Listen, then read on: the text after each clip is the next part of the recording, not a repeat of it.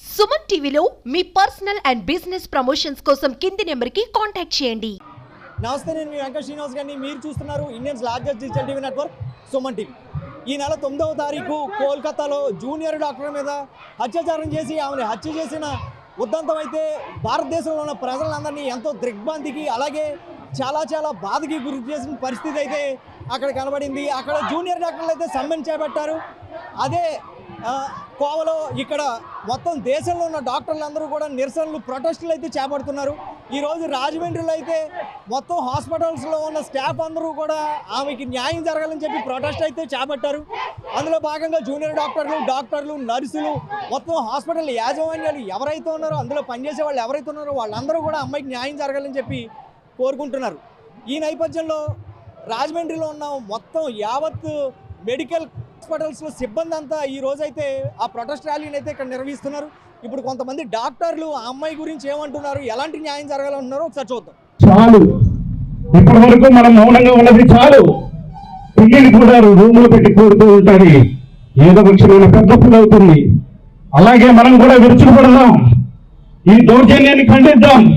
రాజ్యాలు ఏం చేస్తున్నాయి, రాజ్యాధికారులు ఏం చేస్తున్నారు, ప్రభుత్వ యంత్రాంగం ఏం చేస్తుంది? ఏ పట్టట్లేదా మీకు? మీ ఇంట్లో సమస్య కాదా? మీ ఇంట్లో ఆడపిల్లలు లేరా? డాక్టర్లపై ఏ దౌర్జన్యాలు ఇంకానా పటిష్టమైన చట్టాలు వచ్చేంత వరకు ఇలాగే పోరాడుతూనే ఉంటాం. నిలబడదాం ఈసారి. చావో రేవో, do or die, do or die, now or never, now or never. ఖచ్చితంగా నిలబడదాం. ప్రాణం పోయింది, ఇక తిరిగి రాదు. ప్రతి ప్రాణము విలువైందే, ప్రతి డాక్టర్ ప్రాణము విలువైందే. సేవ చేసే వారికే రక్షణ లేకపోతే మరెవరికి ఉంటుంది? ప్రపంచంలో ఎవ్వరికీ ఉండదు. మీకు అందరికీ తెలిసిన విషయమే, కోల్కతాలో పీజీ ట్రైనీగా మౌమిత డాక్టర్ గారు, ఓ ఫీమేల్ డాక్టర్ గారిని అమానుషంగా మానభంగం చేసి ఆ తర్వాత ఆవిని హత్య చేసి పాశవికంగా మనుషులు కాదు అనే విధంగా ఈ పాశవికమైన దాడికి నిరసిస్తూ మాకు న్యాయం జరిగేంత వరకు పోరాడదామని రోడ్డు మీదకి వచ్చాం. ఈ రకంగానే ఈ క్యాండిల్ మార్చ్ జరుగుతుంది రామాలయం దగ్గర నుండి పుష్కర్ ఘాట్ వరకు. ఇది ఒక ఎత్తు అయితే, రేపటి నుండి నిరసనలు ఇంకా వెల్లువెత్తుతాయి. ఖచ్చితంగా నల్ల బ్యాడ్జీలు పెట్టి మా మౌన పోరాటాన్ని ప్రభుత్వాలకి చేరేలాగా పోరాటం చేస్తూనే ఉంటాం. ఈసారి గట్టిగా నిలబడతాం. కేంద్రం నుండి పటిష్టమైన చట్టాలు సవరించి ఆ చట్టాలని అమలు పరిచేలాగా ఏ ఒక్కరూ డాక్టర్ల మీద దాడులకు తెగబడకుండా, ఏ ఆసుపత్రిని నాశనం చేయకుండా ఉండడానికి పటిష్టమైన చట్టాలు తీసుకొచ్చేంత వరకు మేము నిలబడతాం.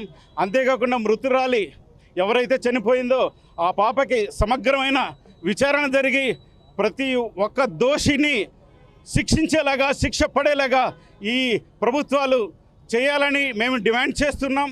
ఇందులో భాగంగానే దేశమంతటా రేపు హాస్పిటల్స్ అన్నీ, అత్యవసర సేవలు మినహాయించి మిగతా హాస్పిటల్స్ అన్నీ సేవలు మేము బంద్ చేస్తున్నాం. దీనిని సహకరించాలని ప్రజలందరినీ వేడుకుంటున్నాం. మీ మీడియా పరంగా మిమ్మల్ని కూడా అర్థిస్తూ ఉన్నాం. ఖచ్చితంగా మాకు సాయం చేయండి. ఇలాంటి పాశవికమైన ఆటవికమైన దాడుల్ని ఖండించాలని మనస్ఫూర్తిగా కోరుకుంటూ మాకు సాయం చేయాలని విన్నవిస్తూ ఉన్నాం. ప్రతి మెడికల్ కాలేజీలోనూ, గవర్నమెంట్ అయినా ప్రైవేట్ మెడికల్ కాలేజీలో అయినా జూనియర్ డాక్టర్స్ రోల్ చాలా ఇంపార్టెంట్. వారు లేకపోతే ఆసుపత్రి రన్ చేయడం చాలా డిఫికల్ట్. ఎందుకంటే ఈ పీజీస్, హౌస్ సర్జన్స్ వల్లే మెజారిటీ సేవలు సక్రమంగా అందుతాయి. అలాంటి వారికి రక్షణ లేకుండా ఉండడం అంటే చాలా దారుణమైన విషయం.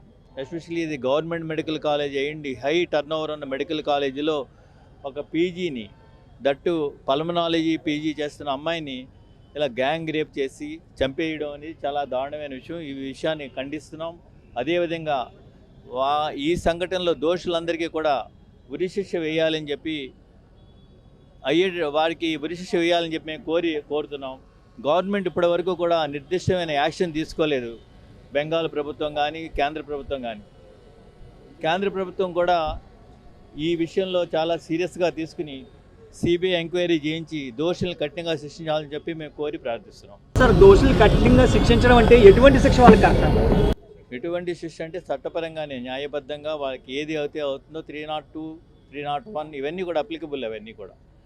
సో వారికి ఏ విధమైన శిక్ష పడాలనేది న్యాయస్థానం నిర్దేశిస్తుంది, అది మనం డిసైడ్ చేయలేము కదా. చాలా వేగవంతంగా చేయాలి. న్యాయం చాలా లేట్ అయ్యే కొలది అన్యాయం జరుగుతుంది తప్ప న్యాయం జరగదు. ఇప్పుడున్న ప్రధాన న్యాయమూర్తి గారు చాలా చక్కగా ఉన్నారు, చాలా చురుకైన పాత్ర పోషిస్తున్నారు, అన్ని కేసులు కూడా సత్వరం విచారిస్తున్నారు. సో డెఫినెట్గా ఈ కేసులో న్యాయం జరుగుద్దని చెప్పి నేను భావిస్తున్నాను. జరిగినటువంటి అన్యాయం గురించి మొత్తం దేశం అంతా కూడా ఉద్యమం జరుగుతోంది, అందరికీ తెలిసిన విషయమే.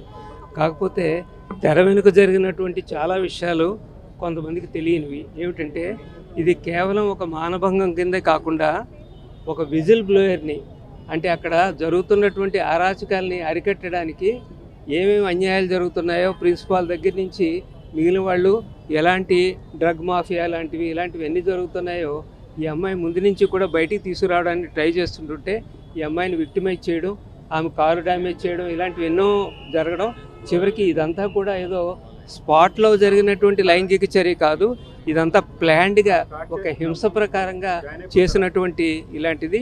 ఇప్పుడు ఇలాంటి విషయాల్లో మీరు అనొచ్చు చట్టాలు ఉన్నాయి కదా అని, నిజమే చట్టాలు ఉన్నాయి, చివరికి మరణశిక్ష విధించేటటువంటి చట్టాలు కూడా ఉన్నాయి. అయినప్పటికీ కూడా ఈ చట్టాలు అనేటటువంటివి ఇంప్లిమెంట్ అవ్వడానికి ముఖ్యంగా ఈ దోషుల్ని ఏ విధంగా కాయబడుతున్నారు అంటే, ఏదంటే ఒక 100 మంది నిరపరాధులను వదిలేయచ్చు, ఒక్క దోషిని మాత్రం ఒక అమాయకుడిని కూడా శిక్షించకూడదు అనేటువంటి సూత్రం ప్రకారంగా సరైనటువంటి ఆధారాలు లేకపోయినట్టయితే కోర్టులు శిక్షించలేవు. ఈ ఆధారాలన్నీ కూడా ఒక వారం రోజుల్లోనే మొత్తం అంతా కూడా నాశనం చేసేయడం జరిగింది. ఆ విధంగా దోషులను కాపాడడం, ఎందుకంటే అక్కడ ఉండేటటువంటి లోకల్ గవర్నమెంటు, ఆ గవర్నమెంట్కి సంబంధించినటువంటి పెద్ద పెద్ద వాళ్ళ పిల్లలు కాబట్టి ఈ విషయంలో సరైనటువంటి న్యాయం జరగాలన్నది మొదటిది. రెండవది, ఒక డాక్టర్ తయారవ్వాలంటే ఎంతో కష్టపడి నీట్ పాస్ అవ్వడం, ఆ తర్వాత ఎంబీబీఎస్ పూర్తి చేయడానికి ఎన్నో కష్టాలు, ఆ తర్వాత పీజీ సీట్ రావడం మహా కష్టం. అది అయిన తర్వాత ఆ టైంలో పీజీ సమయంలో జూనియర్ రెసిడెంట్గా 36 గంటలు ఏకబిగిని చేయిస్తారు. ఆ విధంగా చేస్తే తప్ప కోర్స్ పూర్తవడం అనేది జరగదు. ఆ కోర్స్ పూర్తవడానికి కూడా అటు థీసిస్ సబ్మిట్ చేయడం దగ్గర నుంచి మొత్తం అన్నిటికీ కూడా ప్రతి వాళ్ళ మీద డిపెండ్ అవ్వాలి. హెడ్ ఆఫ్ ద డిపార్ట్మెంట్కి కోపం వచ్చినట్టయితే ఎక్కడైనా నొక్కేయడానికి అవకాశం ఉంటుంది. ఎందుకని అన్నీ కూడా మొత్తం విద్య సంబంధించినంత వరకు, వైద్యం సంబంధించినంత వరకు డాక్టర్లకు జరుగుతున్నటువంటి అన్యాయాలన్నీ కూడా ఒకసారి పునరాలోచించి అన్నీ కూడా సక్రమంగా చేసి సరైన రక్షణ, పేషెంట్స్ నుంచి రక్షణ కల్పించాలి, సమాజంలో దుష్ట శక్తుల నుంచి కూడా రక్షణ కల్పించాలని ఐఎంఏ తరఫున ఈ కార్యక్రమాలు చేపట్టడం జరిగింది. ప్రజలందరి సహకారం కావాలని కోరుకుంటున్నాను. సార్, కోల్కతాలోని ఆర్జికర్స్ హాస్పిటల్లో జూనియర్ డాక్టర్స్ భద్రతా విషయంలో పూర్తిగా వైఫల్యం అయింది అనుకోవచ్చు. అంతే కదా, మరి పూర్తిగా చివరికి వాళ్ళకి డాక్టర్స్ రూమ్ కూడా లేదు. సెమినార్ రూమ్లోకి వెళ్ళి పడుకోవాల్సినటువంటి అవసరం. సెమినార్ రూమ్ అంటే ఒక పెద్ద హాల్ అన్నమాట, అంటే ఒక సత్రం లాంటి చోట పడుకోవడం, వచ్చేవాళ్ళు పోయేవాళ్ళు కింద ఉండేటటువంటి పని. 36 గంటలు పనిచేసి అలసిపోయిన మనిషికి సోయ లేకుండా పడున్నటువంటి మనిషి ఏ టైంలోనూ మళ్ళీ కాల్ రావచ్చు. అలాంటి వ్యవస్థ జరుగుతుంది అక్కడ. మీ ద్వారా మేము ఏం తెలుసుకోవాలన్నా మీరే చెప్పండి సార్. కార్పొరేట్ హాస్పిటల్లో ఉండే జూనియర్స్ డాక్టర్స్కి ఎటువంటి ఫెసిలిటీస్ కల్పిస్తే వాళ్ళకి భద్రత వైఫల్యం లేకుండా ఉంటుందంటారు?